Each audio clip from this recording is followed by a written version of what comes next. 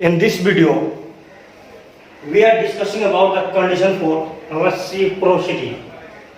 Reciprocity first reciprocity condition निकालते हैं हम लोग और इससे ऑब्जेक्टिव क्वेश्चन आपके पेपर में बनता है। तो सबसे पहले हम लोग वर्ड जानते हैं रेसिप्रोकल। रेसिप्रोकल का मतलब क्या होता है बाबू? उल्टा। तो बोलते हैं a two-pole network is said to be reciprocal if the ratio of the excitation to the response is invariant. Invariant का मतलब change now. Invariant to and interchanging the position of excitation and response. कहने का मतलब है कि that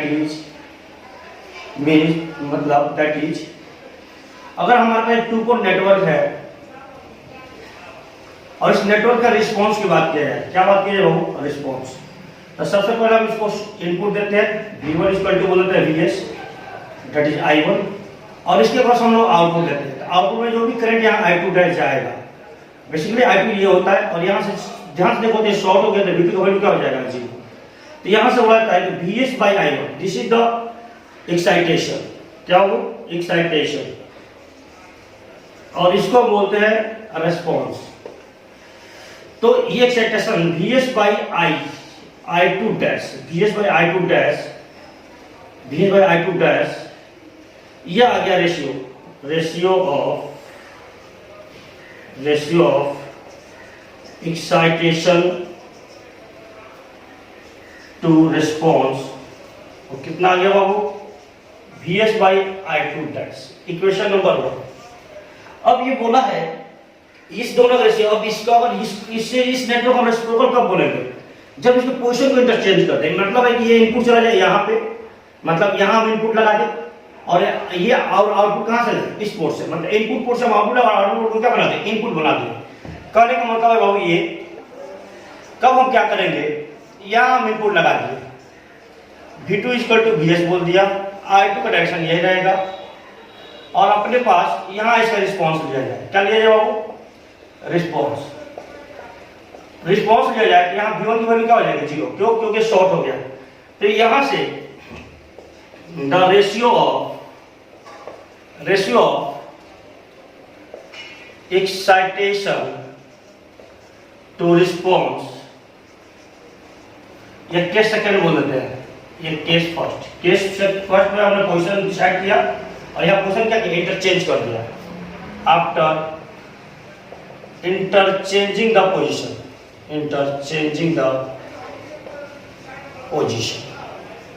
अब position interchange कर दिया बाबू। तो यहाँ से जो है रिस्पॉन्स है, अब देखो यहाँ इनपुट क्या दिया? Vs और एक्साइटेशन हो गया Vs और आपका रिस्पॉन्स क्या होगा? I1 dash. तो ये इक्वेशन तो for reciprocal Vs by I2 dash must be equal to Vs by I1 dash। Vs cancel कर दो तो यहाँ से क्या मिलेगा? I2 dash is equal to I1 dash। This is mathematical formula. अब इसी से सारा पैरामीटर का हम लोग रेसिप्रोसिटी चेंज करेंगे। तो सबसे पहले हम केस देखते हैं जेड पैरामीटर। फर्स्ट चेक क्या करते हैं वो? For Z parameter. तो condition for reciprocity of Z parameter, तो सबसे पहले हम चेक करते हैं पहला कंडीशन फॉर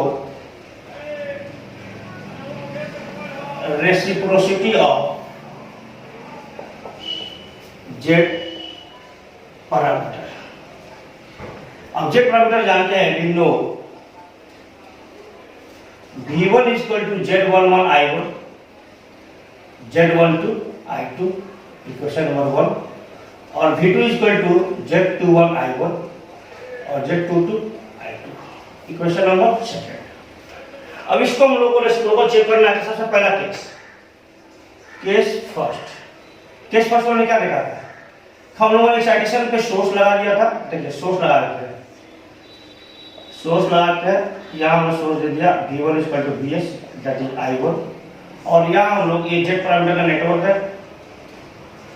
और यहाँ हम लोग रिस्पॉन्स दे देते हैं दैट इज I2 और ये I2 ध्यान से। हियर बताओ यहाँ पे V1 इक्वल टू कितना हो जाएगा? Vs।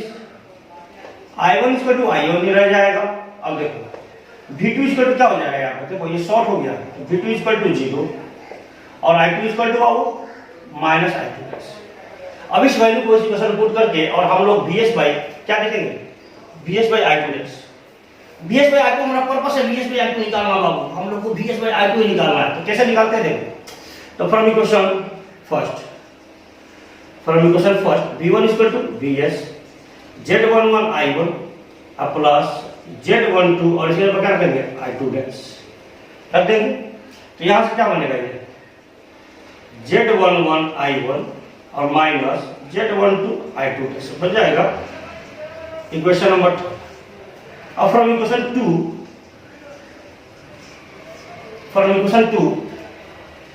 V2 वैल्यू क्या 0, तो 0 है, V2 value 0 equal to Z21 I1 और माइनस Z22 I2 डैश। क्यों, तो I2 equal to minus I2 dash.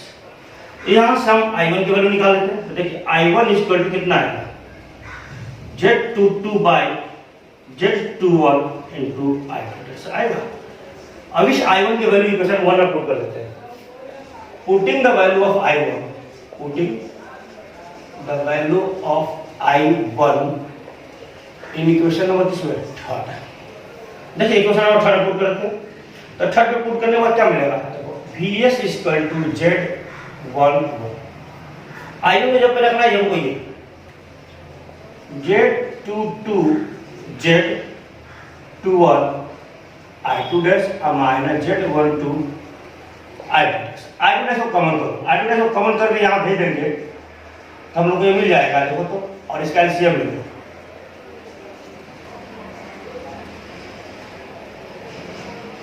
Bye Z2 मिलेगा नहीं मिलेगा बोलो तो ये मिल जाने के बाद हम क्या करेंगे देखो, और इसी को बुक में बाबू आपको लिखता है VS by I2 dash equal to del Z by Z21 equation number 4 where del Z बाबू कुछ नहीं है, डेल Z है डिटरमिनेंट है इसका, देख लो चेक कर लो, इसका डिटरमिनेंट है Z11 Z22 और माइनस Z12 और Z21 डिटरमिनेंट है। इक्वेशन नंबर 4 यह है केस फर्स्ट। अब नेक्स्ट केस सेकंड अब हम क्या करेंगे, इसको सॉल्व कर देंगे, क्योंकि चेंज करना है पोजीशन ना, पोजीशन का चेंज कर देते हैं, पोजीशन का चेंज करते हैं, या V2 इक्वल टू VS हो जाएगा और यहाँ I1 डैश हो जाएगा और यहाँ V1 इक्वल टू क्या हो जाएगा 0। देख अब V1 इक्वल टू कितना हो गया 0, I1 equal to minus I1 dash, V2 equal to VS और I2 equal to I2। From equation 1 and 2 से फ्रॉम इक्वेशन 1 पुट करोगे तो ये मिलेगा 0, Z11 ये हो जाएगा I1 डैश माइनस में अब प्लस Z12 ये क्या हो जाएगा, ये I2 हो जाएगा। तो यहां से पहले आप I2 का वैल्यू निकालते हैं, क्या निकाल लेते हैं I2 का वैल्यू। तो देखो यहां से I2 का वैल्यू I2 इक्वल टू कितना मिलेगा, देखो Z11 by Z12 into I1 equation number 5 equation number 5। अब देखो ये फ्रॉम इक्वेशन 1 से आया, तो फ्रॉम इक्वेशन 2 से कितना आएगा, फ्रॉम इक्वेशन 2 V2 का वैल्यू क्या है VS Z21 तो माइनस Z21 I1 डैश, क्यों, जब I1 equal to minus I1 dash अब प्लस Z22 I2। अब इस I2 का वैल्यू यहां पुट कर देते हैं, तो यहां से मिलेगा आपको VS equal to minus Z21 I1 dash अब प्लस Z22 और I2 का वैल्यू कितना है वो Z11 बाई Z12, तो Z11 by Z12 into I1 dash, I1 dash को कॉमन करके यहां भेज दो तो V1 बाई I1 डैश। अब इसको एलसीएम ले लो, ये मिलेगा, देखो इसको पहले लिखता हूं Z11 Z22 अब माइनस Z21 Z12 अब बाय Z12, इसको हम क्या बोल सकते हो del Z by Z12 equation number 6 equation number 6। अब देखो अब रेसिप्रोसिटी का जो कंडीशन होता है वो क्या आता है, तो for Z parameter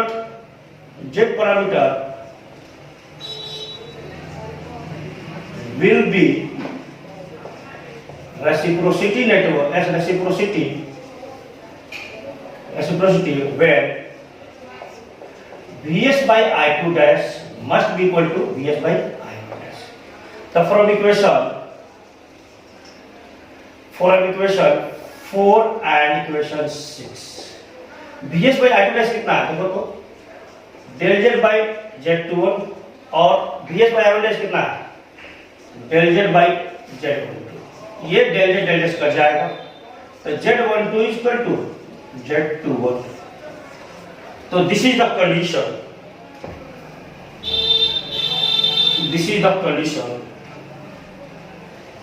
this is the condition where Z parameter network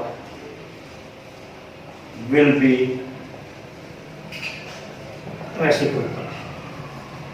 तो ये था अपने पास Z पैरामीटर के लिए। अब नेक्स्ट हम देखते हैं Y पैरामीटर के लिए। तो इसे हटा रखते हैं बाबू।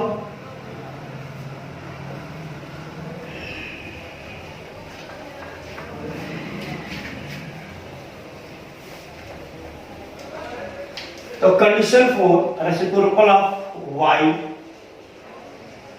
पैरामीटर तो सबसे पहला we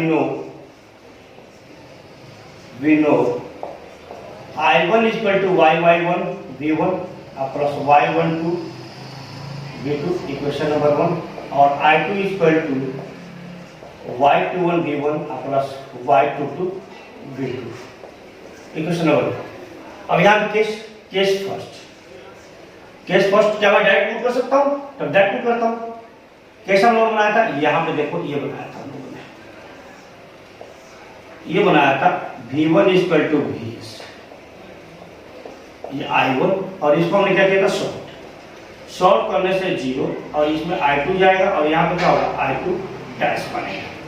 again same to same here v1 is equal to vs I2 is equal to minus I2 dash और v2 is equal to 0 और I1 is equal to I1। तो फ्रॉम इक्वेशन देखो यहाँ पे देख के प्रूव कर देना हम लोग vs by I2 dash from equation second देखो तो माइनस I2 डैश I2 जब रख दिया y21 into vs v2 value क्या होगा 0 तो देखो यही से मिल जाएगा vs by I2 dash equal to minus y21 equation number 3 equation number 3 मिल गया हमको। अब केस सेकेंड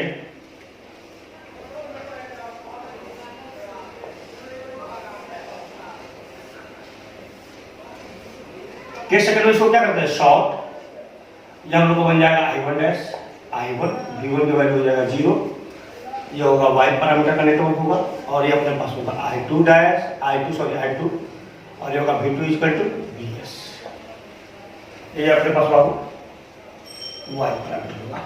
और देखो here v2 equal to vs I2 equal to I2 I1 equal to minus I1 dash and v1 equal to 0। अब देखो इसको चलो किस तरह से डाला जाए फ्रॉम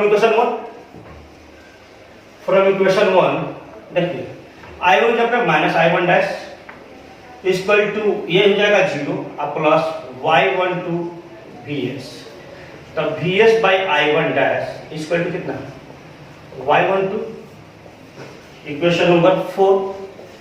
तो फॉर रेसिप्रोसिटी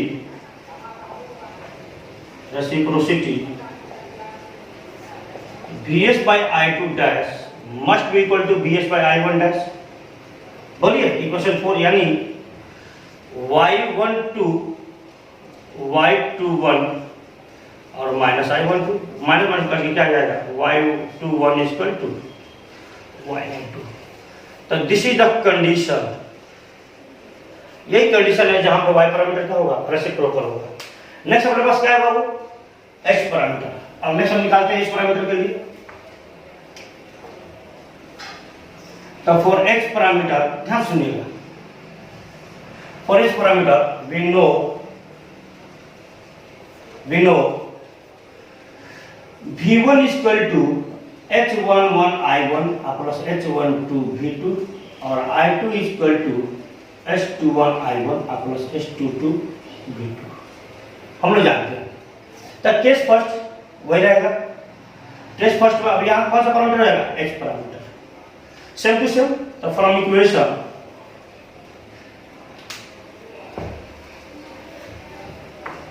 इक्वेशन वन और टू, तो फ्रॉम इक्वेशन वन से देखो आउटपुट करके क्या मिलता है, V S equal to H11I1 और ये हो जाएगा जी, ये मिलेगा ना, देखो तो V2 0 हो जाएगा, ठीक है। फ्रॉम इक्वेशन सेकेंड से क्या मिलेगा,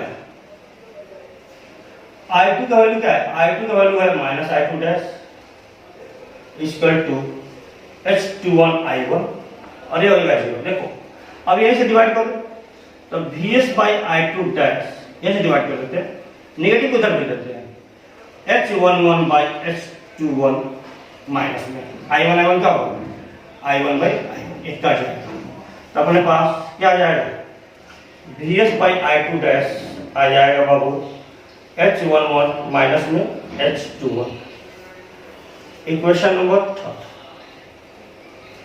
अब आ जाते हैं केस सेकंड पे, केस सेकंड पे सारा चीज सेम रहेगा, सारा चीज सेम रहेगा। तो from equation 1 and 2, from equation 1 and equation 2, from equation 1 and 2 देखो तो क्या है, V2 इक्वल टू VS है, I2 इक्वल टू I2 है, I1 इक्वल टू -1 है, तो देखिए यहाँ पे V1 equal to minus H11 I1 dash और V1 की वैल्यू क्या हो जाएगा वो 0 प्लस H12 और V2 इक्वल टू वो VS, देखो यही से आ जाएगा, इसको भेज दो, तो VS बाई I1 डैश, देखिए इसको इधर ले लो, ऐसा ले लेते H12 VS equal to H11 I1 dash, तो VS by I1 dash equal to H11 by H12, equation number 4। तो 4 reciprocity, equation third must be equal to equation 4, equation third must be equal to equation 4, तो minus H11 by H21 equal to H11 by H12 cut जाएगा, यहाँ से मिलेगा H21 equal to minus H12 या H12 equal to minus.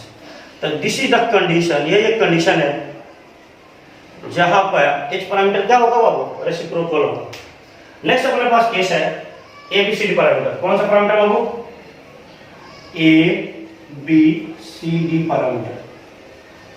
अब ABCD parameter के लिए हम लोग को इक्वेशन हम लोग को याद होना चाहिए, V1 बाई I1 क्या लिखते हैं बाबू, AV2 माइनस BI2 CV2 हमारा D। तो देखिए सबसे पहले इक्वेशन से केस ये रहेगा, सेम रहेगा, यही पुट करेंगे। तो from equation 1 V1 equal to VS, ये हो जाएगा 0 minus B into minus I2 dash, तो ये कितना मिलेगा, यहीं से मिल जाएगा हम लोगों को, देखो तो ध्यान से, हम लोग को यहीं से मिल जाएगा VS by I2 dash equal to B, equation number 1। बोलिए मिलेगा नहीं मिलेगा, ध्यान से देखो, V1 इक्वल टू VS, ये हो जाएगा 0, ये हो जाएगा I2 डैश, मिल गया। अब केस थर्ड में, केस सेकंड में चलते हैं, केस सेकंड से क्या मिलता है, देखो तो क्या मिलता, क्या है हम लोगों को, केस सेकंड से क्या मिलता है, check it from equation 1, from equation 11 देखो V1 इक्वल टू 0 AVS अब माइनस BI2, तो I2 इक्वल टू यहाँ से क्या मिलेगा, I2 इक्वल टू मिलेगा AVS बाई B, ये मिलेगा हम लोगों को। अब फ्रॉम इक्वेशन सेकंड से क्या मिलेगा, फ्रॉम इक्वेशन सेकंड में देखो I1 की जगह पे माइनस I1 डैश CVS और minus D I2 minus I2 रख दिया। अब देखो I2 की वैल्यू यहाँ से पुट कर देते हैं, ये I2 की वैल्यू यहाँ पर पुट कर देते हैं, तो minus I1 dash equal to CVS और minus D A by B into VS, VS को कॉमन कर लो तो CB minus AD by B into VS minus A। अब इस माइनस को इधर भेज दो, तो I1 dash equal to I1 dash equal to क्या मिल जाएगा? देखो तो I1 dash equal to AD minus BC by B into VS, VS by I1, VS इसको इधर में तो इसको क्रॉस मल्टीप्लाई कर दो, तो B अपॉन इसको बोलते हैं बाबू डेल T। क्यों? क्योंकि ये भी भाई साहब आप चेक करोगे, ए भी भाई साहब डिटरमिनेंट ऑफ टी पैरामीटर का है, ए बी सी डी, कर दो A D minus B C, इसको हम बोलते हैं डेल टी। तो यहां से मिल गया आपको इक्वेशन नंबर 4। तो फ्रॉम इक्वेशन थर्ड, तो फ्रॉम 4 वेयर ये हो जाएगा डेल टी। तो 4 reciprocity of A B C D parameter,